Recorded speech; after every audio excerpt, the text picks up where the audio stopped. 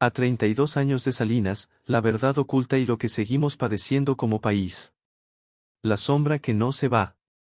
Carlos Salinas de Gortari llegó a la presidencia en 1988. Oficialmente, por la vía democrática. En la realidad, por una de las maniobras más recordadas de fraude electoral en la historia contemporánea de México. Han pasado 32 años desde que dejó el poder, y sin embargo, su sombra sigue aquí. Está en las empresas que dominan nuestros servicios. Está en el campo mexicano destruido. Está en las políticas neoliberales que volvieron la pobreza una condena hereditaria. Y está, sobre todo, en la memoria de un pueblo que fue testigo de cómo un solo sexenio podía cambiar el rumbo de una nación entera. Hoy vamos a revisar su legado, no como una biografía, sino como un análisis político que responde a una sola pregunta. ¿Qué seguimos padeciendo de Carlos Salinas de Gortari, 32 años después? El fraude del 88, una democracia herida de muerte. En 1988, el PRI llevaba más de 60 años en el poder. Pero por primera vez, enfrentaba un desafío real, la candidatura de Cuauhtémoc Cárdenas, hijo del presidente que nacionalizó el petróleo, símbolo de la izquierda y esperanza de millones. La noche de la elección, cuando Cárdenas iba adelante en el conteo, ocurrió la famosa caída del sistema. Los cómputos se suspendieron, el país entero quedó en la incertidumbre, y al reanudarse, mágicamente, Salinas había ganado. Ese episodio marcó a México con una herida que aún sangra, la certeza de que la democracia fue robada. El origen de su gobierno no fue la legitimidad, sino la manipulación. Y cuando un presidente nace del fraude, gobierna sin la confianza del pueblo, y con la necesidad de blindarse a través del poder económico y político. Reflexión: desde entonces, cada elección en México carga con el fantasma de 1988. La confianza nunca volvió a ser la misma. Las privatizaciones, el saqueo disfrazado de modernidad. Salinas llegó con un discurso moderno: México debía abandonar el estatismo y abrirse a la economía global. La receta: privatizar. Más de 400 empresas paraestatales pasaron a manos privadas, siderúrgicas, minas, bancos y sobre todo, Telmex, la joya de la corona. Se prometió eficiencia, competitividad y beneficios para el consumidor. ¿El resultado? Un puñado de empresarios se convirtieron en multimillonarios. Carlos Slim, el hombre más rico de América Latina, construyó su imperio desde ahí.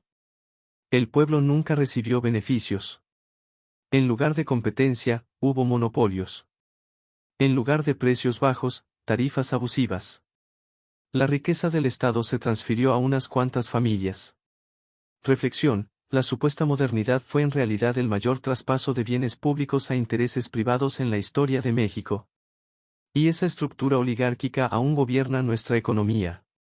El Tratado de Libre Comercio de América del Norte, el sueño americano. Que nos costó caro. En 1994 se firmó el Tratado de Libre Comercio de América del Norte y Tratado de Libre Comercio de América del Norte. Se nos vendió como la entrada al primer mundo, empleos, inversión, modernización.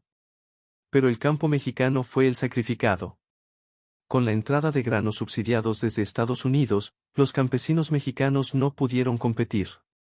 Millones abandonaron sus tierras y emigraron a Estados Unidos. La desigualdad entre el norte industrial y el sur agrícola se profundizó. Hoy seguimos dependiendo de Estados Unidos para gran parte de nuestra comida y productos básicos. El Tratado de Libre Comercio de América del Norte nos integró, pero como socios desiguales.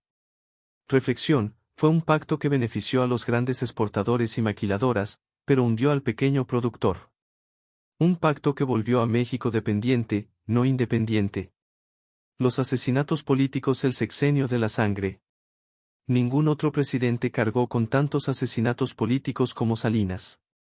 El más recordado, Luis Donaldo Colosio, candidato presidencial del PRI, asesinado en Lomas Taurinas en 1994. Colosio representaba la esperanza de cambio dentro del mismo sistema. Pero esa esperanza fue silenciada con balas. Pocos meses después, José Francisco Ruiz Massieu, secretario general del PRI, también fue asesinado. Nunca hubo respuestas claras. Nunca hubo culpables convincentes. El sexenio de Salinas estuvo marcado por una sola verdad: cuando el poder se sintió amenazado, respondió con sangre. Reflexión: la violencia política en México tiene raíces profundas, y en los 90 se consolidó la idea de que la vida valía menos que el poder. Raúl Salinas, el hermano incómodo y el símbolo del saqueo. El escándalo de Raúl Salinas, hermano del presidente, fue la confirmación de lo que muchos sospechaban: el poder se estaba usando para enriquecerse obscenamente. Cuentas en Suiza, propiedades, fortunas imposibles de justificar. Mientras millones de mexicanos vivían la crisis, la familia presidencial acumulaba riqueza inimaginable. Reflexión: el apellido Salinas quedó ligado al sinónimo de corrupción. Y aunque Raúl fue encarcelado, al final salió libre. Como siempre pasa en México, los poderosos nunca pagan del todo. El efecto tequila: la crisis que nos hundió. En 1994, México se derrumbó económicamente. Las reservas estaban vacías, el peso se devaluó, los bancos quebraron. El pueblo perdió sus ahorros. La inflación destruyó los salarios. El gobierno rescató a los bancos con el Fobaproa, pero fue la gente quien terminó pagando la deuda. Reflexión: Salinas entregó un país en ruinas, pero hasta hoy seguimos pagando esa factura. El Fobaproa es el ejemplo más brutal de cómo el costo de los errores de los poderosos recae siempre en los pobres. El neoliberalismo, el modelo que no murió. Salinas no fue solo un presidente, fue el arquitecto de un modelo, el neoliberalismo mexicano. Un modelo donde el mercado manda, donde lo público se privatiza, donde el Estado se reduce, y donde el ciudadano queda a merced de los grandes capitales.